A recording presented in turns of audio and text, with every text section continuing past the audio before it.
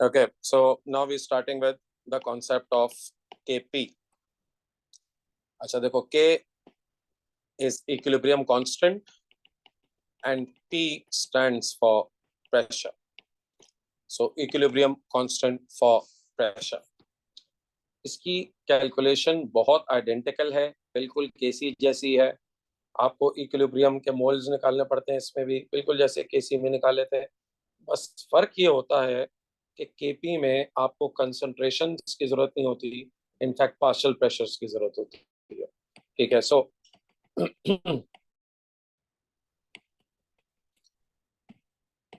हमने gaseous state में पढ़ा था कि सिर्फ जो गैसियस रिएक्टेंट्स एंड प्रोडक्ट्स होते हैं ना, याद रखो उनके प्रेशर्स, उनके ऊपर प्रेशर का इफेक्ट होता है. तो इसमें लिंक कैसे है केपी के से कि केपी के अंदर only gaseous reactants and products are included. इसका मतलब होगा कि सॉलिड्स और लिक्विड्स को आप इग्नोर कर देंगे, उनको केपी के एक्सप्रेशन में आप नहीं डालते. ठीक है, क्यों नहीं डालते? क्योंकि प्रेशर का इफेक्ट नहीं होता सॉलिड्स और लिक्विड्स पे.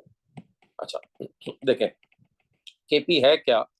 It is the ratio of partial pressures of products and reactants, pressures of the gaseous products and reactants raised to the power of coefficients in balanced equation. चलो अब जरा आपको एक दफा ये समझाता हूँ. ये तो इसकी डेफिनेशन हो गई. एक है ratio of the partial pressures of gaseous products and reactants raised to the power of coefficients in balanced equation. चलें ऐसा देखें, अब इसको जरा ठीक से समझते हैं. अच्छा ठीक है, देखो सबसे पहले तो पार्शियल प्रेशर को रिकॉल करें कि क्या होता है. गैसियस स्टेट के चैप्टर में हमने इसको इंट्रोड्यूस किया था, और एक दफा याद दिला देते हैं. किसी भी गैस का अगर आपको पार्शियल प्रेशर निकालना है, देखो पार्शियल प्रेशर का मतलब है कि एक ही कंटेनर में आपके पास मिक्सचर ऑफ गैसेस होंगे, तो उनमें से किसी एक गैस के प्रेशर को हम कहते हैं पार्शियल प्रेशर. ठीक है, पार्शियल प्रेशर कैसे निकलता है? किसी भी गैस के मोल्स, जिस गैस का पार्शियल प्रेशर निकाल रहे हैं उसके moles divide by total moles of all gases multiplied by total pressure. ठीक है, सिंपल फॉर्मूला है पार्शियल प्रेशर का. जिस गैस का आपको पार्शियल प्रेशर निकालना है उसके मोल्स पुट करें, उसको डिवाइड करें सारी गैसेस के मोल से, total mole of all the gases, यानी सारे रिएक्टेंट और प्रोडक्ट सब के मोल्स ऐड करके आपने यहाँ डिनोमिनेटर में पुट करना है, मल्टीप्लाई बाय टोटल प्रेशर. चलो अच्छा, मैं आप लोगों को एक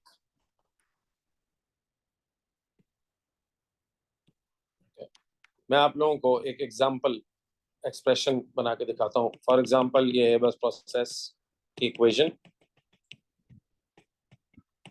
अब इसका एक्सप्रेशन ऑफ केपी क्या होगा? देखो पार्शियल प्रेशर को ना आप पी लिख के उस गैस का सिंबल नीचे लिख देते हैं, लाइक पी.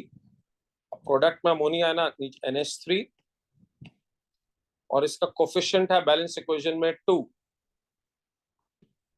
तो आप क्या करेंगे इसको, अच्छा मैं जरा यहाँ लिख देता हूँ, जगह वहां कम थी. तो अमोनिया का प्रेशर और upon pressure of nitrogen, pressure of hydrogen. देखें सबसे पहले आपने क्या किया, प्रोडक्ट का प्रेशर ऊपर डिवाइडेड बाय रिएक्टेंट का प्रेशर नीचे. पावर्स लगानी है, जो बैलेंस इक्वेशन में कोफिशिएंट है वो उसकी पावर होगी. तो अमोनिया का कोफिशिएंट बैलेंस इक्वेशन में 2 था, पावर 2. नाइट्रोजन का 1 था, तो 1 लगाएं ना लगाएं कोई फर्क नहीं पड़ता. हाइड्रोजन का 3 था, तो पावर 3. ठीक है, अच्छा इसका यूनिट भी निकाल सकते हैं. इसका यूनिट देखो क्या होगा, पास्कल स्टैंडर्ड यूनिट होता है प्रेशर का. तो पास्कल का square upon pascal into pascal का क्यूब. तो ये स्क्वायर और क्यूब कैंसिल हो जाएंगे, ये हो जाएगा 1 अपॉन पास्कल स्क्वायर. इसको लिख देते हैं पास्कल -2. इसी तरह बस एक एग्जांपल और समझ लो. इसका एक्सप्रेशन कॉन्टैक्ट प्रोसेस की इक्वेशन का एक्सप्रेशन. ठीक है, इसका SO3 का square upon pressure of SO2 का square into pressure of O2, ठीक है, partial pressure of the product upon partial pressure of the reactant raise to the power of the coefficient in the balanced equation. Simple. इसका भी unit निकाल लें, pascal का square upon pascal का square into pascal, तो ये pascal square cancel हो जाएगा, ये पास्कल -1 इसका यूनिट आ गया। ठीक है जी, ये तो हो गया केपी का एक्सप्रेशन बनाना। चाहिए एक चीज का ध्यान रखें कि बेटा स्क्वायर ब्रैकेट मत यूज कीजिएगा इस एक्सप्रेशन में, क्योंकि स्क्वायर ब्रैकेट का मतलब होता है कंसंट्रेशन। तो आप कोई भी ब्रैकेट यूज कर लें, बस स्क्वायर ब्रैकेट यूज ना करें। चलिए, अच्छा, राउंड ब्रैकेट सबसे कॉमन है। अच्छा बच्चों, इसका मैं एक ही एग्जांपल आपको कराऊंगा, क्योंकि एक ही एग्जांपल से आपको बात समझ में आ जाएगी कि इसकी कैलकुलेशन बिल्कुल वैसे ही होती है जैसे केसी की होती है। बस सिर्फ फर्क ये होता है कि उसके अंदर एंड में कंसंट्रेशन पुट करनी होती है, इसमें एंड में पार्शियल प्रेशर पुट करना होता है। बाकी सारा काम वही है। चलो इस सवाल को देखते हैं। इसने कहा हुआ है eight 1 atmosphere 20% of steam is converted to hydrogen and oxygen at 300 Kelvin. Calculate Kp. अच्छा जी, अब देखो इसके अंदर सबसे पहले तो जैसे हमने उसमें पढ़ा था केसी में, हमें इक्विलिब्रियम अमाउंट निकालना पड़ेगा सारे रिएक्टेंट और प्रोडक्ट का, ठीक है। अच्छा, इस क्वेश्चन को पढ़ के हमें यह भी पता चल रहा है कि जो टोटल प्रेशर है, पीटी मैंने टोटल प्रेशर को कहा हुआ है, वो है 1 एटमॉस्फेयर। अब बच्चे मुझसे पूछते हैं सर अभी पीछे एग्जांपल में तो आपने कहा था कि पास्कल स्टैंडर्ड यूनिट है। जी बेटा बिल्कुल, अगर आप यूनिट लिखेंगे ना तो आप पास्कल लिखेंगे, लेकिन अगर क्वेश्चन में उसने खुद हमें एटमॉस्फेयर दिया हुआ है तो फिर हम अपना आंसर भी एटमॉस्फेयर में ही लिखेंगे। तो सिंपल, जो क्वेश्चन में यूनिट इस्तेमाल किया है आप आंसर का यूनिट भी वही रखें, और अगर नहीं तो फिर आप स्टैंडर्ड यूनिट रखें। यानी अगर उसने खुद कोई यूनिट इस्तेमाल नहीं किया हुआ तो आप अपना आंसर स्टैंडर्ड यूनिट में दें, which is pascal. By the way, pascal और न्यूटन पर मीटर स्क्वायर एक ही चीज होते हैं, ठीक है। 1 पास्कल इज 1 न्यूटन पर मीटर स्क्वायर, तो न्यूटन पर मीटर स्क्वायर भी लिखा जा सकता है। बहरहाल इस क्वेश्चन में क्योंकि उसने लिखा हुआ है 1 एटमॉस्फेयर, तो हम एटमॉस्फेयर में ही अपना आंसर करेंगे, ठीक है। चलो अब देखो बच्चों, अब आप क्या करें, बिल्कुल जैसे काम हम लोगों ने इसमें किया था केसी में, इक्वेशन लिखें। स्टीम है, उसने कहा हुआ है वो डिकम्पोज होके हाइड्रोजन और ऑक्सीजन बना रही है, ठीक है। स्टीम, अच्छा वैसे तो लिक्विड होती है, लेकिन उसने कहा हुआ है ना 300 केल्विन, तो हमें पता है कि 300 केल्विन पे से मुझे गैस करना है। ये रूम टेम्परेचर पे तो हो नहीं रहा, 300 केल्विन पे हो रहा है, तो steam would be in gaseous form, ठीक है। इसको बैलेंस कर ले, इक्वेशन बैलेंस हो गई, रिवर्सिबल साइन लगा दें क्योंकि रिएक्शन रिवर्सिबल है, ठीक है। ये मैंने इक्वेशन लिख दी। अब मुझे क्वेश्चन में कहा हुआ है 20% of the steam is converted to hydrogen and oxygen. Sir अब मसला ये है, अच्छा देखो वंस अगेन मैं उसी तरह से पहले इक्विलिब्रियम अमाउंट कैलकुलेट करूंगा तीनों के। उसके लिए वही काम, initial amount, I A stands for initial amount, amount reacted मैंने ए आर लिखा है शॉर्ट फॉर्म में, अमाउंट प्रोड्यूस्ड मैंने एपी लिखा है शॉर्ट फॉर्म में, और इक्विलिब्रियम अमाउंट मैंने ई ए लिखा है शॉर्ट फॉर्म में, ठीक है।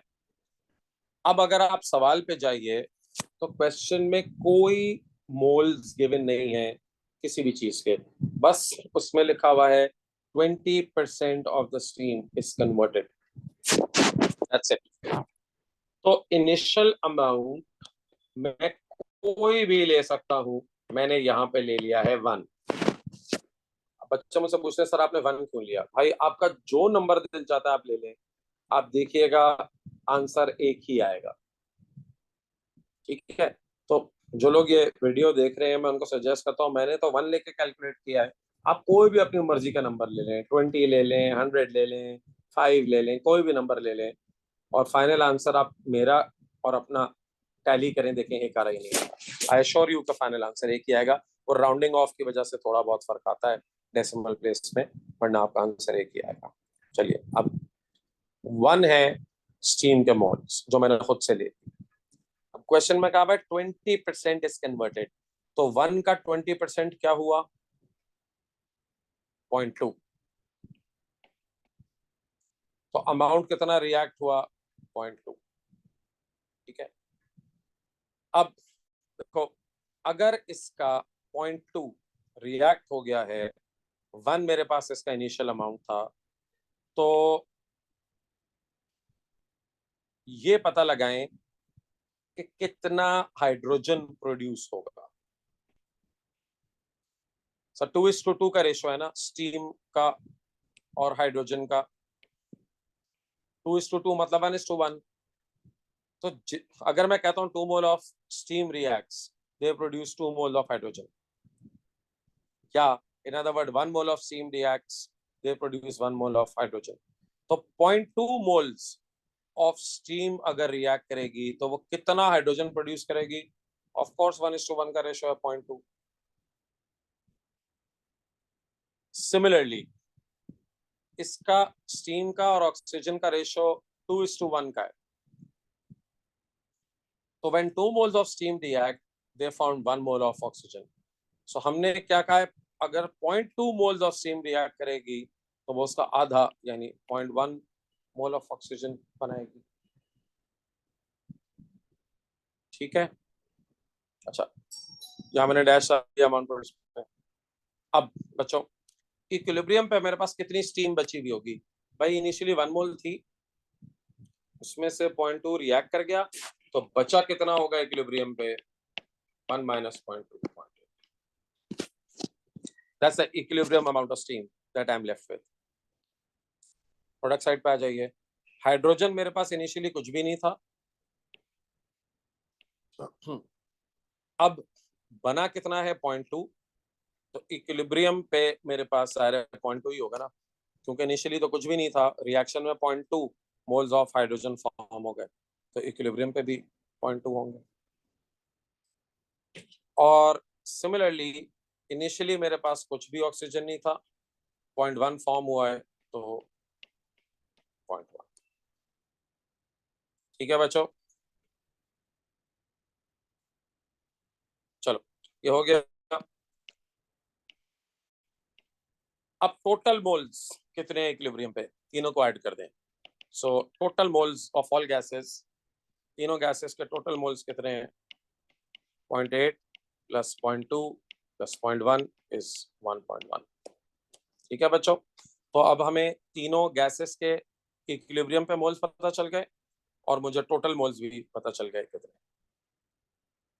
ठीक है, चलो अब केपी का expression, pressure of the product. अच्छा, प्रेशर, अच्छा चले मैं इसको पहले आप लोगों को एक एक करके समझाता हूँ। देखो ये इस तरह से इसको मैं एक एक करके जरा आप लोगों को क्लियर कर दूं। भाई ये pressure of the product, product क्या है? ये देखें, pressure of hydrogen, pressure of oxygen upon pressure of the reactant. Powers वही हैं जो पावर्स इक्वेशन के अंदर है। स्टीम की पावर 2 होगी, हाइड्रोजन की पावर 2 होगी, ऑक्सीजन की पावर 1।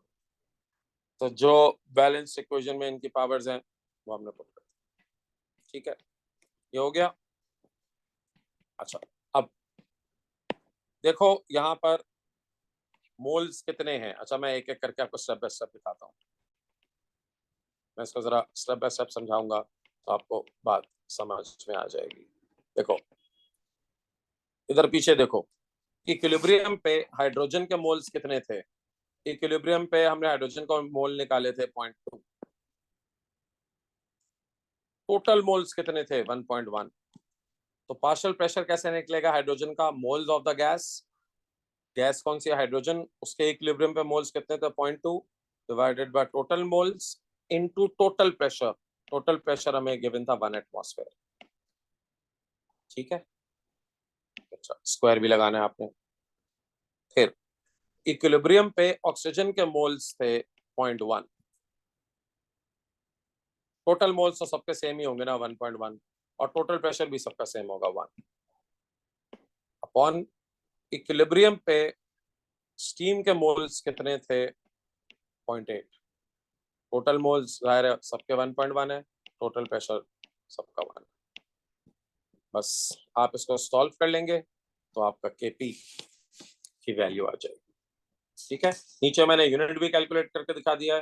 देखो एटमॉस्फेयर का स्क्वायर, क्योंकि ये प्रेशर का स्क्वायर है, इनटू एटमॉस्फेयर, क्योंकि ये ऑक्सीजन का प्रेशर है, अपॉन एटमॉस्फेयर का स्क्वायर, क्योंकि यहाँ पे H2O का स्क्वायर। ठीक है, तो इसका यूनिट सॉल्व होके आ जाएगा एटमॉस्फेयर। ठीक है, समझ में आ गया बच्चों? सिंपल। तो देखो बिल्कुल ये वैसे ही काम है जैसा हमने केसी में सीखा था कि हम इक्विलिब्रियम के मोल्स निकालते हैं। ये केसी और केपी, बल्कि इनफैक्ट हर इक्विलिब्रियम कांस्टेंट के लिए ये यही तरीका होता है कि आप इक्विलिब्रियम के मोल्स निकालते हैं।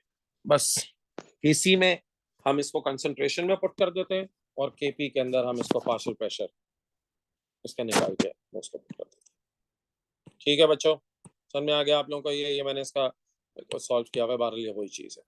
ओके, चलो ये हो गया केपी, बिल्कुल केसी की तरह ही है।